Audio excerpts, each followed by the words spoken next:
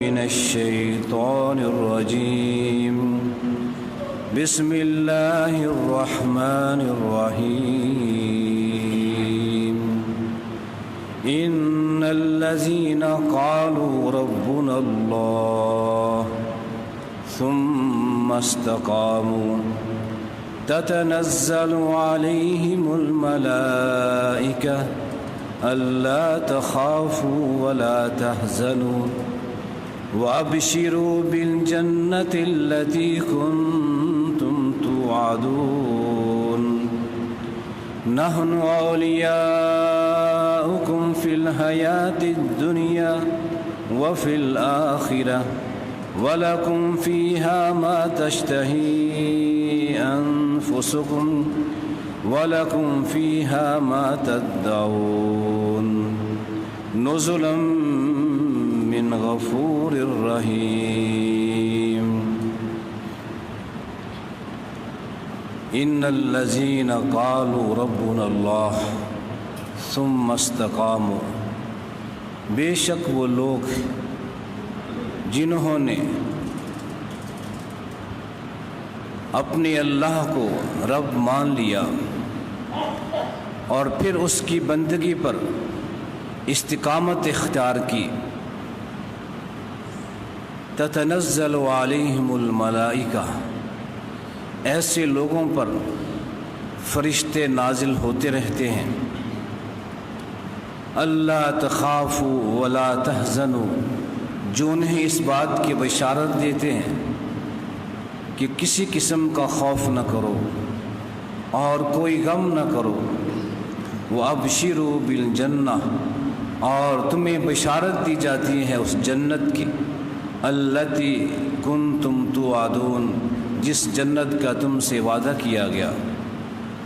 نَحْنُ أَوْلِيَاؤُكُمْ فِي الْحَيَاةِ الدُّنْيَا وَفِي الْآخِرَةِ، فرشتے ان سے کہتے ہیں ہم تمہارے ساتھی ہیں، تمہارے دوست ہیں، تمہارے ساتھ ہیں، دنیا کی زندگی میں بھی اور آخرت میں بھی. وَلَكُمْ فِيهَا مَا تَشْتَهِي أَنفُسُكُمْ، اور وہاں جنت میں تمہیں ہر وہ چیز ملے گی جس کی بھی تم چاہت کرو گے، جو تم پسند کرو گے. وَلَكُمْ فِيهَا مَا تَدَّعُونَ، اور وہاں جو تم مانگو گے تمہیں دیا جائے گا. نُزُلًا مِّن غَفُورٍ رَحِيمٍ، یہ مہمان نوازی ہے اس ذات کی جانب سے جو معاف کر دینے والا بہت مہربان ہے.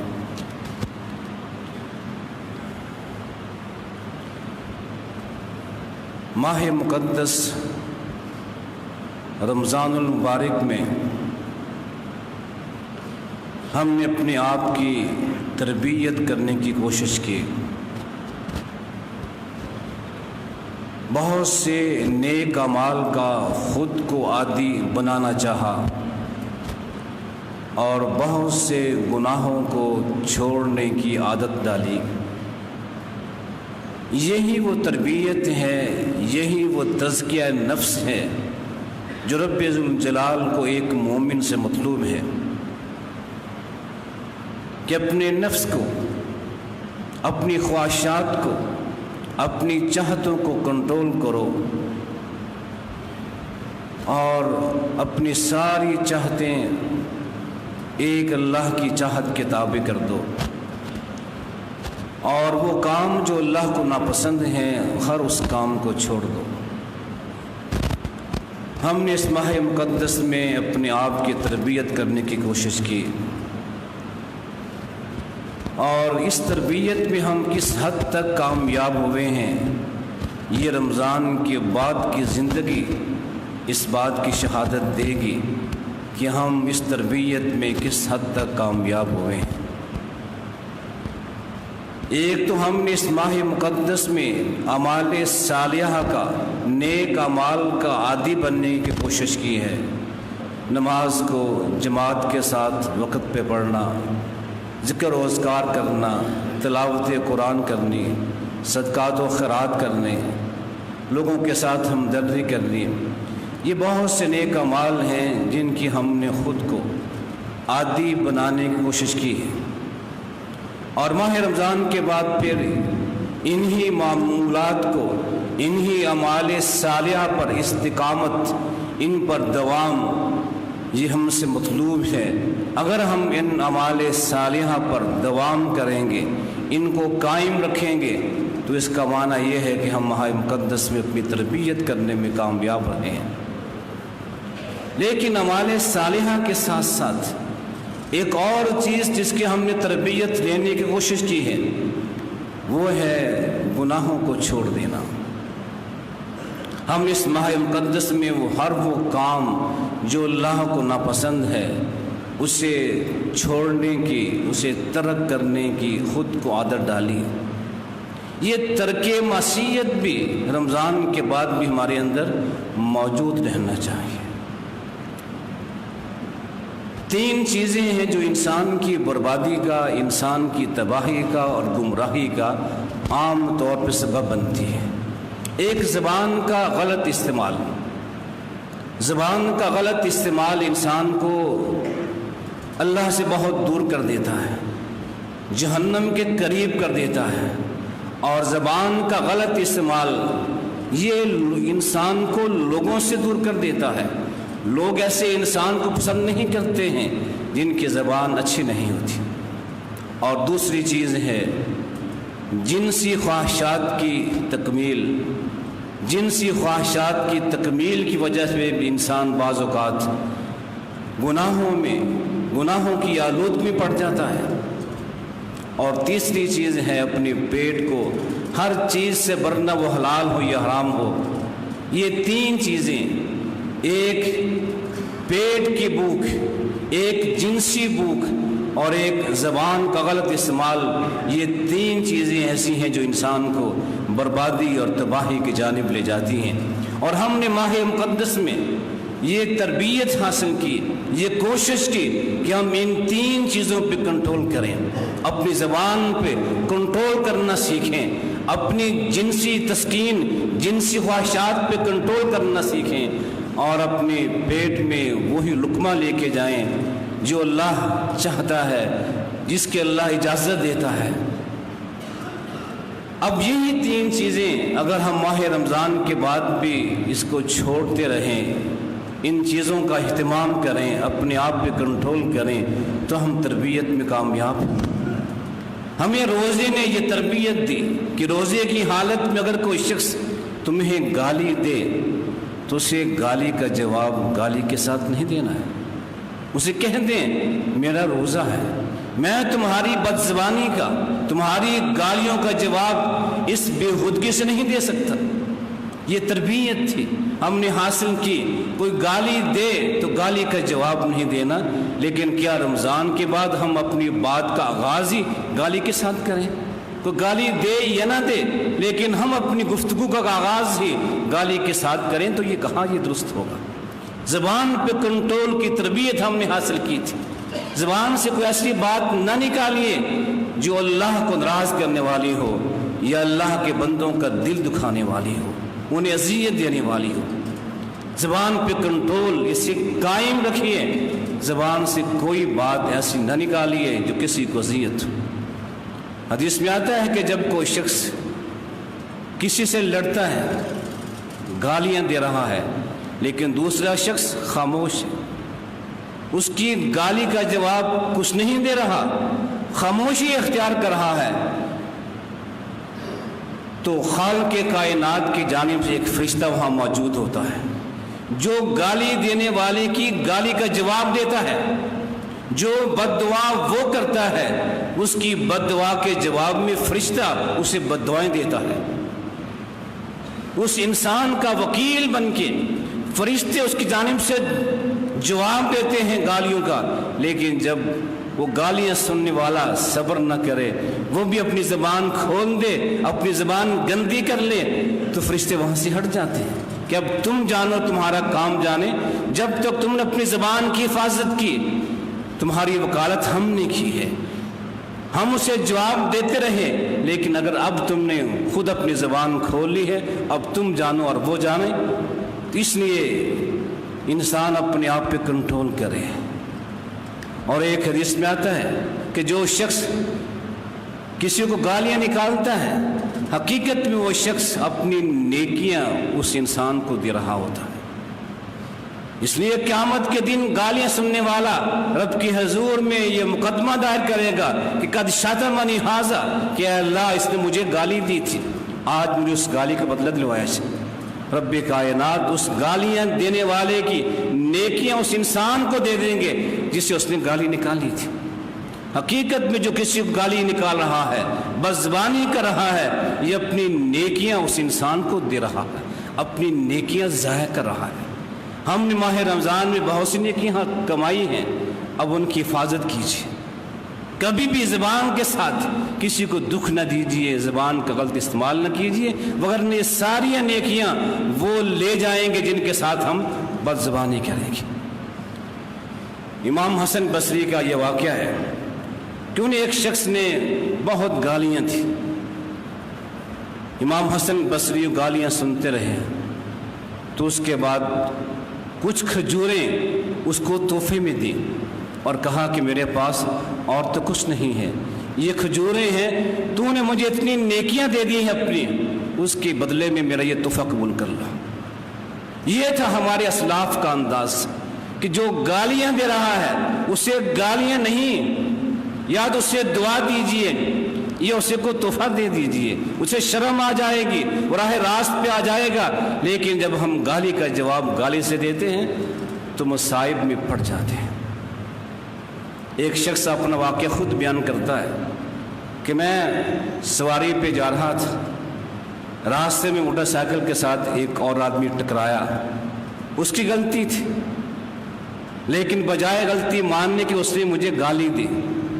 مجھے غصہ آیا، میں نے ایک ہتھوڑا پکڑا، اس کے سر پہ دے مارا۔ نہ چاہتے ہوئے انسان قتل ہو جاتا ہے، مجھے پکڑ لیا گیا۔ اس جرم کی پاداش مجھے 22 سال تک جیل میں رہنا پڑا۔ میں جہاں بھی گیا، پہلے تھانے میں گیا، مجھے تھانے والوں نے گالیاں تھیں، پھر میں جیل میں گیا، مجھے جیل کے انتظامیہ نے گالیاں دی، میں 22 سال تک گالیاں سنتا رہا۔ اس وجہ سے میں نے ایک گالی برداشت نہیں کی تھی۔ وہ ایک گالی برداشت کر لیتا، اس پہ صبر کرتا تو 22 سال کی یہ قید اور 22 سال تک یہ گالیاں سننا میرے نصیب میں نہ آتا۔ انسان جذبات میں آتا ہے، اپنے آپ پہ کنٹرول کیجئے۔ وہ گالی دیتا ہے، برا بھلا کہتا ہے تو اس کی نیکیاں ضائع ہو رہی ہیں، آپ کو مل رہی ہیں۔ آپ بے فکر رہیے، اس کی گالی کے ساتھ آپ کی عزت میں کمی نہیں آئے گی، آپ کے وقار میں کمی نہیں آئے گی۔ صبر کریں گے تو آپ کا وقار بلند ہوگا۔ اسے دعا دیجئے، اللہ بھی راضی ہو جائے گا۔ اس لیے سب سے بنیادی چیز زبان کی حفاظت۔ دوسری چیز ہے، ہم نے اس مہینے میں اپنے جنسی جذبات پہ کنٹرول کرنا سیکھا۔ ہمارے پاس حلال وسائل موجود تھے، ہم اپنی جنسی تسکین پوری کر سکتے تھے، لیکن ہم نے اس اللہ کے حکم پہ وہ جائز اور حلال وسائل بھی استعمال نہیں کیے کہ رب کا حکم ہے کہ روزے کی حالت میں تم یہ نہیں کر سکتے۔ جب ہم نے یہ تربیت لے لی ہے کہ رب کے حکم کی وجہ سے حلال وسائل بھی استعمال نہیں کیے تو اب حرام وسائل کیوں استعمال کریں؟ اپنے آپ پہ کنٹرول ہم نے سیکھا ہے، اپنے جذبات پہ، جنسی جذبات پہ، جنسی بھوک پہ کنٹرول کیجئے، اور وہ ذرائع، وہ وسائل جو رب نے حرام کر دیے ہیں ان کے قریب تک نہ جائیں۔ اور تیسری چیز ہے، پیٹ میں حلال اور حرام کا لقمہ بغیر کسی امتیاز کے ہم لے جائیں۔ ہمیں بہت فکر ہوتی ہے اپنی اولاد کی، کچھ اولاد کے لیے بنا جائیں، ہمارے بعد ہماری اولاد بے سہارا نہ ہو، خالی ہاتھ نہ ہو، تو ہم اپنی اولاد کے لیے، اس کے روشن مستقبل کے لیے ہم یہ تمیز چھوڑ دیتے ہیں کہ یہ دولت حلال کی ہے، یہ حرام کی ہے۔ حرام ذرائع سے بھی ہم پیسے کماتے ہیں اپنی اولاد کے لیے، اپنی آسانی کے لیے، اپنی سہولت کے لیے، جس کے نتیجے میں اولاد سنورتی نہیں ہے بلکہ بگڑ جاتی ہے۔ عباسی خلیفہ منصور جب یہ خلیفہ بنا، لوگ اس کے پاس علماء بھی آ رہے تھے، لوگ بھی آ رہے تھے مبارکباد دینے کے لیے۔ تو ایک عالم دین تھے عبداللہ بن محمد بن قاسم، ان کے پاس آئے تو خلیفہ کہتا ہے کہ آپ مجھے کوئی نصیحت کیجیے۔ تو وہ کہتے ہیں کون سی نصیحت؟ کیا کتابوں کی نصیحت جو میں نے کتابوں میں پڑھی ہے، یا کوئی واقعاتی نصیحت میں نے کسی واقعے کو اپنی آنکھوں سے دیکھا ہے اس سے میں نصیحت تھی؟ کہا نہیں، واقعاتی نصیحت کیجیے۔ تو کہنے لگے کہ میں نے خلیفہ عمر بن عبدالعزیز کو دیکھا، جب وہ فوت ہوئے ان کے 10 بیٹے تھے، اتنا ترکہ نہیں چھوڑا کسی ایک بیٹے کو 1 دینار مل جائے۔ خلیفہ وقت ہیں لیکن ترکے میں 10 دینار بھی نہیں چھوڑے کہ ایک بیٹے کو 1 دینار مل جائے۔ یہ میں نے خود دیکھا ہے۔ اور پھر میں نے یہ دیکھا کہ جب اس کے یہ بیٹے جوان ہوئے، رب نے ان کو اتنا عطا کیا کہ ایک ایک بیٹا ایک ایک وقت میں 100 گھوڑے صدقہ کر رہا تھا۔ رب نے اتنا نواز دیا، اتنا عطا کر دیا، ایک وقت میں 100 گھوڑے اللہ کی راہ میں تقسیم کر رہے ہیں، لیکن وراثت میں کچھ نہیں ملا۔ باپ نے حلال کمائی جمع کی، جتنی بھی تھی اولاد کو ملے، لیکن رب نے اس اولاد کی حفاظت کی، اس کو اتنا عطا کیا کہ وہ لوگوں کو دے رہی ہے۔ اس کے مقابل میں ہشام بن عبد الملک، اسے میں نے دیکھا کہ جب وہ فوت ہوا تو اس نے اتنا ترکہ چھوڑا کہ ایک ایک بیٹے کو 10 لاکھ دینار ملے، ایک بیٹے کو 10 لاکھ دینار ملے۔ میں نے اپنی آنکھوں سے دیکھا ہے۔ اور پھر میں نے یہ بھی دیکھا کہ ہشام کے یہ سارے بیٹے ایک وقت آیا لوگوں سے مانگ رہے تھے، بھیک مانگ رہے تھے۔ جب حرام کمائی باپ چھوڑ کے جائے گا تو یہ نہ سمجھے کہ میری اولاد خوشحال ہو جائے گی، اس کا تحفظ ہو جائے گا، نہیں، یہ ذمہ داری رب کی ہے۔ ہر مخلوق کا رزق رب کے ذمہ ہے، اس نے اپنی مخلوق کو دینا ہے۔ اگر ماں باپ اپنی اولاد کے لیے حلال کمائی کا اہتمام کریں گے، رب تعالیٰ زندگی میں بھی ان کی اولاد کی حفاظت کرے گا، اور ان کے بعد بھی ایسی اولاد کی حفاظت رب کے ذمہ ہے۔ لیکن جب ہم اپنی سوچ کے ساتھ کہ اپنے بچوں کے لیے ہر چیز رکھ جائیں، جمع کر جائیں، بے شک وہ حرام کی کیوں نہ ہو، تو پھر اولاد کو سکون نہیں ملتا۔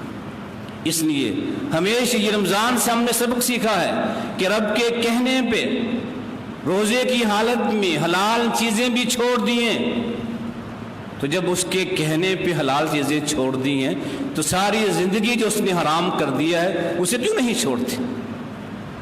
یہ تربیت کا حصہ ہے۔ رمضان میں ہم نے گناہوں کو ترک کرنے کی تربیت لی ہے، اس میں کوشش کیجئے اعمال صالحہ پر بھی دوام ہو، جو نیک اعمال کیے ہم نے ان پہ ہمیشگی اختیار کیجئے، اور وہ گناہ جو ہم نے چھوڑے ہیں اپنے جذبات کی، ہم نے اپنے ضبط نفس کی تربیت لی ہے، اس پر کا ہم خیال کریں کہ رمضان کے بعد بھی وہ گناہ جو ہم نے چھوڑے تھے ان گناہوں کو چھوڑتے رہیں۔ ایسا نہ ہو، کچھ لوگ ایسے بھی ہوں گے جنہوں نے رمضان کے مہینے میں گناہ چھوڑ دیے تھے اس وجہ سے کہ بعد میں کر لیں گے۔ بہت سے ایسے لوگ ہوں گے کہ رمضان میں گناہ نہیں کیے، دل کرتا تھا گناہ کرنے کو، لیکن کہا کہ رمضان میں نہیں کریں گے، یہ ہم بعد میں کر لیں گے۔ تو ہم نے گناہ چھوڑے، اس کو مؤخر کیا ہے، چھوڑا نہیں ہے۔ گناہ چھوڑیے، رب کے لیے گناہ نہیں کرنا ہے، لیکن یہ عزم ہو، نیت ہو کہ رمضان کے بعد ہم گناہ کر لیں گے، تو پھر یہ رب ایسے اعمال قبول نہیں کرتا۔ گناہ چھوڑنا ہے تو چھوڑنا ہے، اسے مؤخر نہیں کرنا کہ چند دن کے لیے، 1 ماہ کے لیے مؤخر کر دیں، بعد میں ہم یہ سارے کام کر لیں گے، نہیں، ایسی چیزیں رب کے ہاں قبول نہیں ہوتی۔ جب گناہ کا عزم موجود ہے کہ میں نے رمضان کے بعد یہ گناہ کرنے ہیں، یہ کوئی توبہ نہیں ہے، استغفار نہیں ہے، اور رب تعالیٰ ایسی چیزیں قبول نہیں کرتے۔ اس لیے یہ عزم کیجئے جو گناہ ہم نے چھوڑ دیے تھے وہ چھوڑ دیے ہیں ہمیشہ کے لیے، رمضان کے بعد بھی ہم گناہ نہیں کریں گے۔ وَإِلَّا بَلَا